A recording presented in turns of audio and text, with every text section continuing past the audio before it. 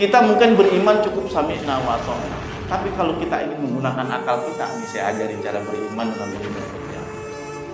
Mengapa Rasulullah begitu menggambarkan malaikat Jibril sesuatu yang sangat luar biasa. 600 sayap dimiliki. Dan kata Rasulullah, satu sayap cukup menutupi pandangan cakrawala kita ke langit. Satu sayap malaikat Jibril menutupi pandangan cakrawala sejauh mata kita memandang. Jadi kalau kita di dalam berada di atas tanah yang lapang, padang pasir luas tanpa ada bangunan sedikit pun, pandangan sejauh mata kita itu cukup bisa ditutup cakrawala itu dengan satu sayapnya malaikat Jibril. Coba kayak gue ini. Logis nggak? Saya tanya, logis nggak kira-kira? Haus, kekurangan makan. Banyak juga orang munafik. Rasulullah kurang kerjaan. Kita udah kelaparan, kata orang munafik. Udah kehausan, kagak punya duit, bikin parit. Ya, bikin parit, kondak itu kan parit. Seluas parit itu lebarnya 4 meter.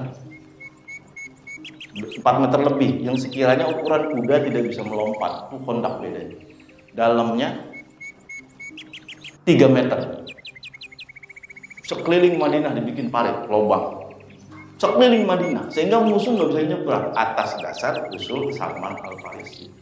Tapi karena perjuangan umat Islam mau berpayah-payah membuat parit, Allah kasih kemenangan. Ya ayyuhalladzina amanu uzkuru nikmatallahi alaikum. Ya, wahai orang-orang mukmin, ingatlah nikmatku kepadamu yang telah aku berikan kepadamu. Idz ja'atkum junud, ketika pasukan Al-Ahzab, orang-orang kafir dan Yahudi itu datang kepada kamu. Fa arsalna alaihim rihan, kata Allah. Lalu aku mengirim kepada musuh itu rihan, angin. Coba, musuhnya angin, bukannya parit. Parit sebagai ikhtiarnya sahabat Rasulullah dalam menangkal serangan, tapi dikalahkan perang Khandaq musuh itu dengan angin. Anginnya itu angin topan yang begitu dinginnya luar biasa. 24 hari itu pasukan musuh terhalang oleh parit. 20 hari lagi diproses diurung. Bukan berarti nggak diurung, itu musuh berupaya ngurung lubang itu selama 24 hari. 19 hari terakhir dikirim angin topan, begitu dingin, sehingga banyak pasukan kafir yang mati sia-sia. Tuh, udah banyak yang mati, dikirim oleh Allah junud, tentara-tentara yang agak kelihatan, yang umat muslim nggak kelihatan. Bentuknya ada yang harimau, ada yang beruang, kayak apa itu? Sehingga Abu Sofyan itu memutuskan panglima perang, ampun, kita pulang semua tentara Al-Ahzab itu, tentara gabungan Yahudi, Nasrani, orang-orang kafir pulang sia-sia. Tidak jadi perang gara-gara bukan karena parit, bukan, tapi karena Allah redho terhadap pengerjaan parit yang dilakukan oleh umat muslim pada saat itu, sehingga Allah mengirimkan angin dan tentara yang tidak kelihatan. Coba kayak apa? Angin yang begitu dingin dan dahsyat. Menghargai kita. Nah, ini himbauan saya. Ya, kita dalam hal apapun kalau sudah berkaitan dengan agama kita, ya, mengurusi hal-hal yang sifatnya beragama, jangan lupa cantumkan tanggal bulan Hijriyah yang kita akui sebagai penanggalan yang sah bagi umat Islam, terutama pengurus masjid. Ini himbauan untuk semua. Jangan kita nulis undangan rapat persiapan Ramadan hari 17 Agustus misalnya 1945 misalnya, jangan begitu. Tulis dulu bulan Hijriyahnya. Misalnya sekarang berapa? Tanggal 9 Rajab. Tanggal 9 Rajab 1444, sereset garis bawah baru di situ Februari. Begitu. Apa bedanya kita dengan komunitas-komunitas sekuler? Kalau kita tidak mencantumkan tanggalan resmi umat Islam yang telah digagas oleh Umar bin Khattab radhiyallahu anhu, yang telah capek-capek dirumuskan oleh para sahabat Nabi di zaman kekhalifahan Umar bin Khattab. Ya, kalender Masehi siapa yang menemukan? Julius Caesar, seorang petinggi militer yang bukan umat Islam, orang kafir, Romawi kuno, 49 sebelum Masehi. Lalu kemudian tanpa kita punya adab terhadap para pendahulu kita, menghargai kreasi hasil ijtihadnya para sahabat, seenaknya saja kita nulis tanggal. Kita padahal pengurus masjid, pengurus musola, mengurus organisasi keagamaan. Jangan begitu. Contoh sudah ada di Muhammadiyah ya begitu, di Nahdlatul Ulama gitu, di Persis juga begitu, di Nahdlatul Wathon juga begitu. Pengurus masjid kagak mau ngikutin begitu, jangan, malu kita. Gitu. Nanti kalau misalnya seandainya ada jamaah yang diundang oleh pengurus tanpa menyantumkan tanggal atau bulan Hijriah, cuekin aja. Cuekin aja. Datang tak datang, tetap datang. Datang tinggal tidur. Iya, tinggal tidur, makanan ada, bangun. Ambil makanan yang banyak, makan yang banyak, pulang udah. Ngapain? Dosa terkagak dosa. Bagaimana adab kita? Gitu. Bagaimana adab kita terhadap pendahulu-pendahulu kita? Meskipun itu ilmu Allah, Masehi ilmu Allah, Hijriah ilmu Allah. Sama, rezeki Allah. Memberikan orang kafir rezeki, orang muslim juga diberikan rezeki. Apa kita mengagungkan rezeki yang lahir, yang datang untuk orang kafir? Kan begitu pertanyaannya. Tentu kita lebih mengagungkan rezeki rahmat yang diberikan Allah kepada sesama kita. Ini himbauan. Jangan sampai itu degradasi terus, nggak karuan. Ya, ini himbauan bukannya marah, bukan. Gitu. Kalau ada rapat apa-apa, cantumin tuh bulan tanggal Hijriah, jangan lupa, jangan ditinggalin ya Allah. Dari hal-hal yang seperti itu akan meningkatkan luhur akhlak kita, luhur adat kita, dari sesuatu kita anggap sepele. Begitu. Ya, jangan sekali-kali disepelein. Bismillahirrahmanirrahim. Kita lanjut.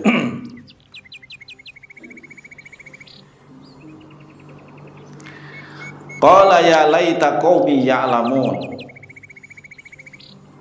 Qala ya laita qaumi ya'lamun. Habib An-Najjar berkata, qala di sini yang berkata Habib An-Najjar, penduduk Antakya yang memeluk agama Islam, yang lebih dulu memeluk Islam. Ya laita qaumi ya'lamun. Duh. Ya, jadi ya di sini maknanya duh seandainya kaumnya Habib An-Najjar ini mengetahui, tahu ya, bima ghafaroli rabbi wa ja'alani minal mukramin. Kalau seandainya kaumku tahu apa yang menyebabkan Allah memberikan ampunan, atau Tuhanku yang memberikan ampunan kepadaku dan aku termasuk orang-orang yang dimuliakan oleh Allah Subhanahu wa taala. Jadi Habib An-Najjar itu ketika diberikan surga di alam barzah itu berkata, ya laita qaumi ya'lamun. Seandainya kaumku itu pada tahu hidup gue ini seneng gara-gara beriman, gitu maksudnya.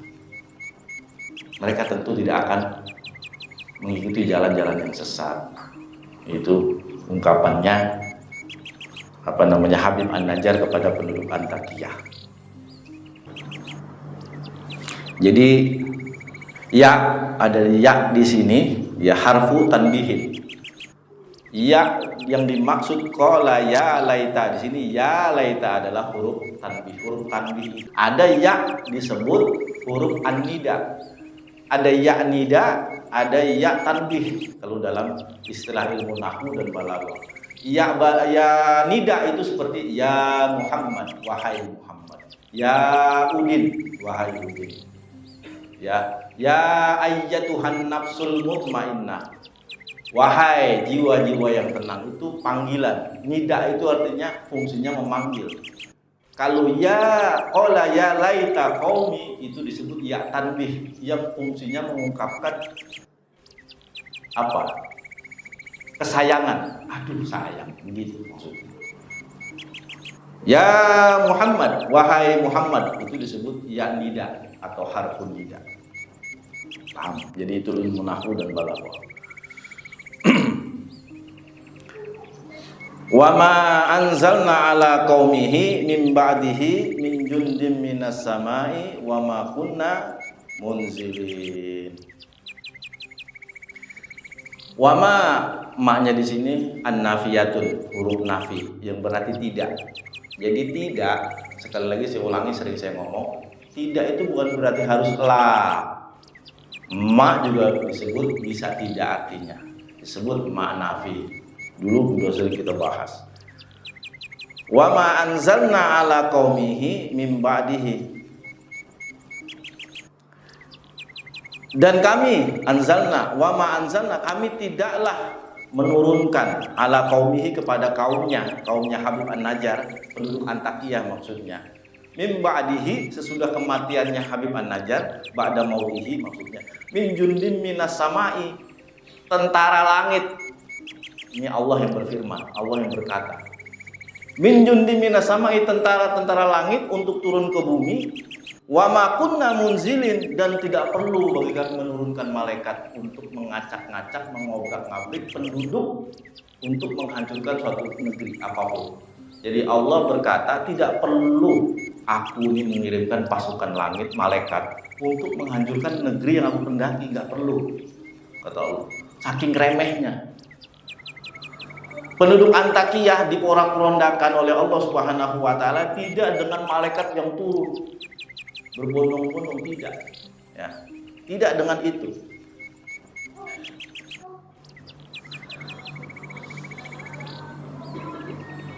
Anzalna ala qaumihi ay Habib An-Najjar min ba'dihi ba'da mautihi, setelah kematiannya. Min jundi minas samai ay malaikatin li ahlakihim.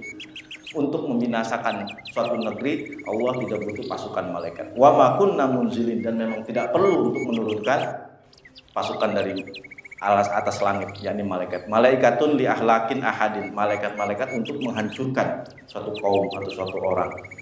In kanat illa sayhatan wahidan. Nah, ini jawabannya, melainkan dengan satu, kata Allah, teriakan saja dari malaikat. Satu saja, nggak perlu berbondong-bondong. Untuk menghancurkan sebuah negeri, kata Allah, nggak perlu banyak-banyak, cukup dengan satu teriakan malaikat. Ingat di dahsyatnya surat Yasin. Illa sayhatan wahidan sohabihim Jibril, yakni teriakannya bihim kepada mereka seorang malaikat Jibril. Nih, malaikat Jibril ini kita bahas malaikat Jibril.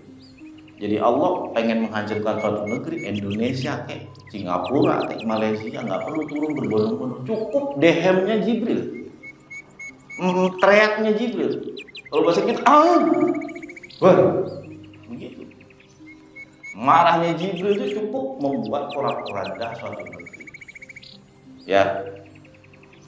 Kalau kata Allah, malaikat Jibril itu zikuwatin inda dzil arsy makin muta'in sama amin. Itu surat At-Takwir ayat 20. Allah memberikan gambaran malaikat Jibril itu sebagai kekuatan, sosok yang kuat penuh, gede, yang punya kekuatan zikuwatin inda dzil arsy makin, punya kekuatan di sisi ars.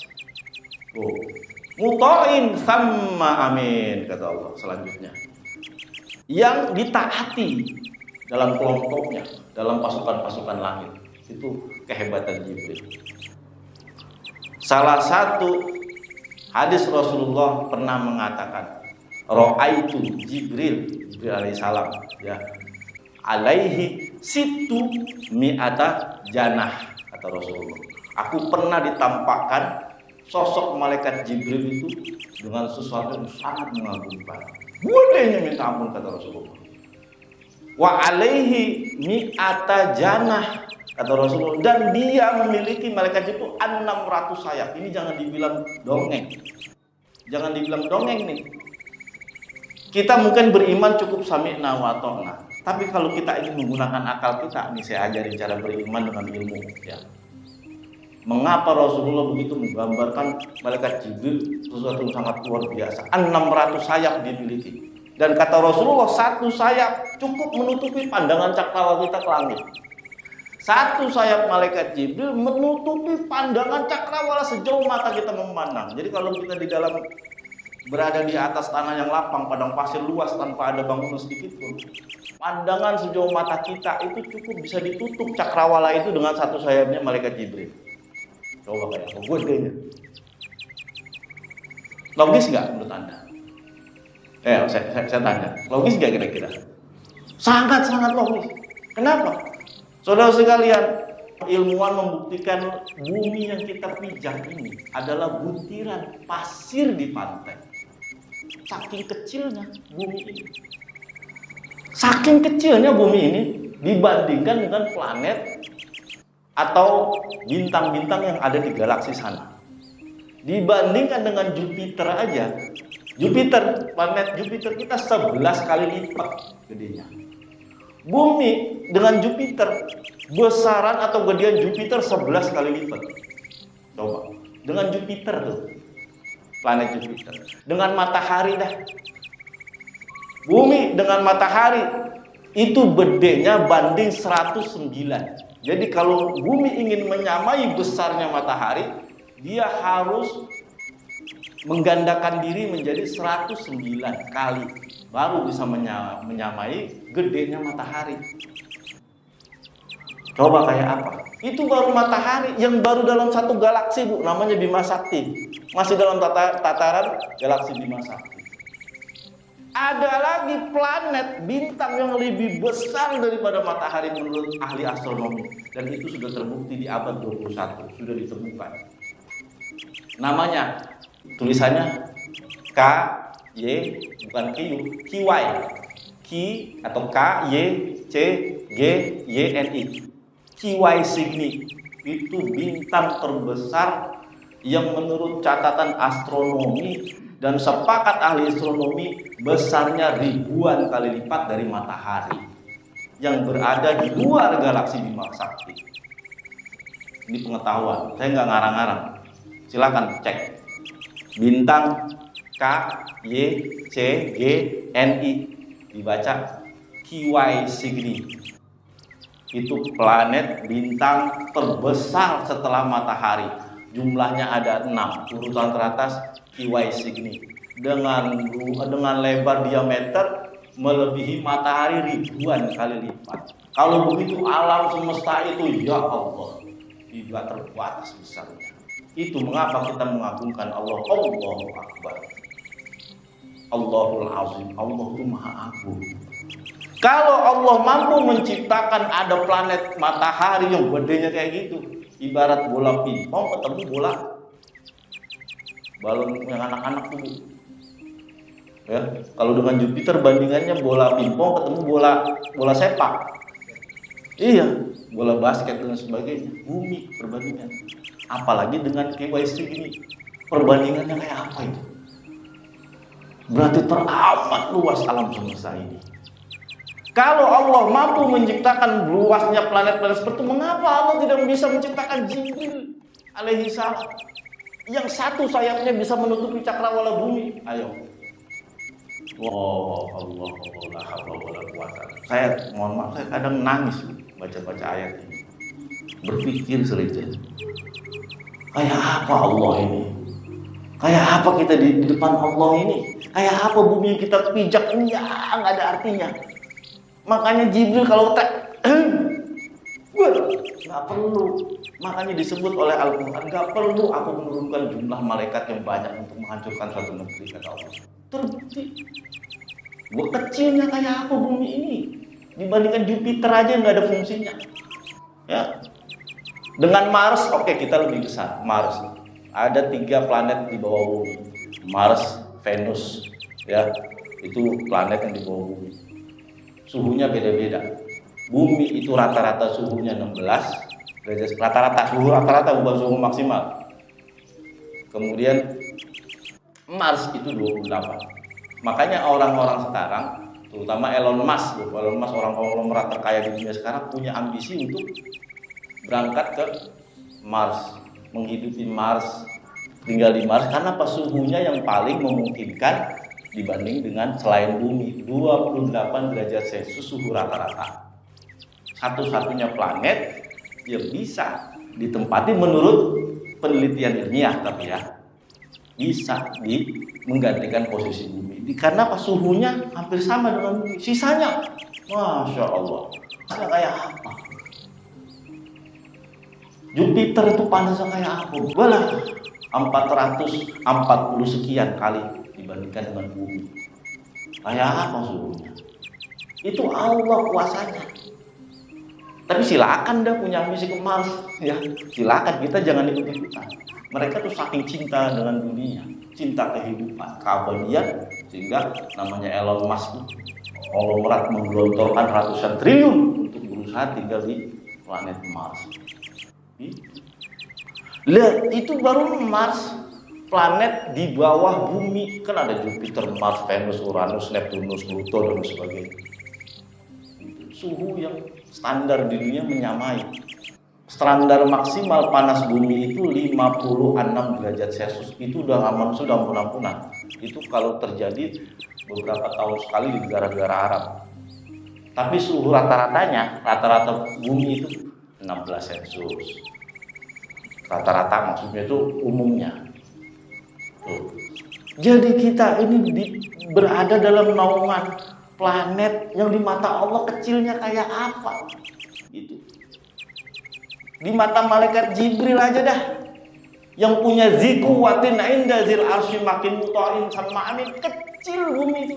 Makanya Rasulullah tuh nggak pernah bohong kalau melihat. Ro'a, aku melihat dengan mataku bahwa Jibril itu punya 600 sayap, yang satu sayapnya menutupi cakrawala. Kayak apa itu gedenya? Hah? Masa orang-orang liberal menganggap wah itu imajinasi.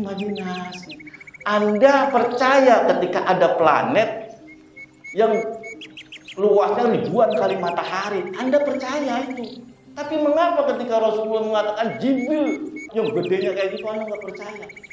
Aneh. Ahli astronomi itu punya alat namanya teleskop Hubble. Itu yang ditemukan di abad modern, yang mampu menjangkau antara jutaan kilometer, mampu melihat benda-benda langit kayak apa. Itu ditemukan di abad modern. Wallahu alam, nanti semakin berkembang, tahu lebih canggih dari teleskop Hubble mungkin akan lahir yang akan dengan mudah lagi melihat. Wallahu alam, kita tidak tahu. Itu Allah ingin membuktikan lewat ilmu kepada orang-orang kafir betapa ya Allah kalian tuh nggak ada apa-apanya, bumi itu nggak ada apa-apanya. Tapi ada sesuatu yang lebih luas dari ciptaan dan jagat raya alam semesta, lebih luas dari galaksi yang namanya Ursa Mayor, galaksi Bima Sakti, galaksi yang lain belum ditemukan. Ada satu yang lebih luas, apa? Rahmat Allah dan maghfirah Allah Subhanahu wa Ta'ala. Itu kita punya Tuhan yang sangat luar biasa. Gitu. Nah, kita ngaji ini dalam rangka beriman, terus tambah iman kepada Allah Subhanahu wa Ta'ala lewat ilmu. Gitu. Orang mau beriman lewat ibadah itu bagus, tampung. Tapi kelasnya beda dengan kita yang ngaji. Kita ibadah yang ngaji, insya Allah menjadi bekal kita, bekal pertanggungjawaban iman di hadapan Allah Subhanahu wa Ta'ala. Ya Allah, saya di dunia biasa menyaksikan kebesaran Kau. Di akhirat sekarang ya Allah, saya juga biasa mengakui, karena saya itu terbiasa mengakui kebesaran keagungan Engkau. Apa bedanya ya Allah dengan di sini, di akhirat misalnya? Enak hidup kita udah begitu. Di dunia saya menyaksikan annallaha ala kulli syai'in qadir, yaf'alu ma yasha, fa'alun lima yurid. Sama ya Allah, ketika saya sekarang di akhirat sama, tidak ada bedanya. Saya mengakui kekuasaan Engkau, surga yang Kau berikan, neraka yang Kau tampakkan padaku misalnya. Sama. Itu semua pertunjukan kekuasaan Engkau ya Allah. Kalau kita sudah menjadi hamba yang begitu, nggak usah macam-macam, bisa dihisap, cemplungin aja udah ke surga. Begitu. Ribet hisapnya gitu. Iya. Lah ilmunya banyak, mengagungkan Allahnya luar biasa, begitu maksudnya. Mudah-mudahan begitu. Bisa. Ya. Saya pikir itu nanti insya Allah kita ke minggu depan. Gak apa-apa dikit-dikit, yang penting kita paham. Tujuan kita ngaji itu nambah iman kepada Allah, nambah pengagungan kita kepada Allah Subhanahu wa ta'ala, nambah pengagungan kita kepada Rasulullah Sallallahu Alaihi Wasallam. Yang begitu jasanya udah kita lupain. Kita mesti banyak sholawat supaya hati kita itu terangkat derajatnya di mata Allah dan kita menjadi hamba yang dicintai Rasulullah SAW, menjalankan sunnah-sunnah semampu kita. Jangan bosan. Apa yang kita biasa lakukan sunnah terus pertahankan. Gitu. Karena Rasulullah nggak melihat jumlahnya, tapi istiqomahnya. Allah nggak melihat jumlahnya, tapi istiqomahnya. Gitu. Demikian apa yang bisa kita sampaikan pada malam hari ini. Akhirul kalam. Wallahu a'lam bishawab. Billahi taufiq wal hidayah. Wassalamualaikum warahmatullahi wabarakatuh.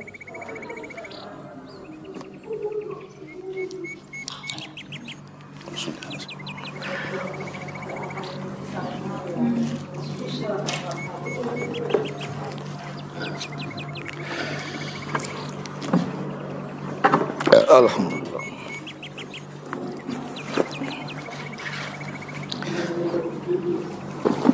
Allahu Akbar. Allahu Akbar.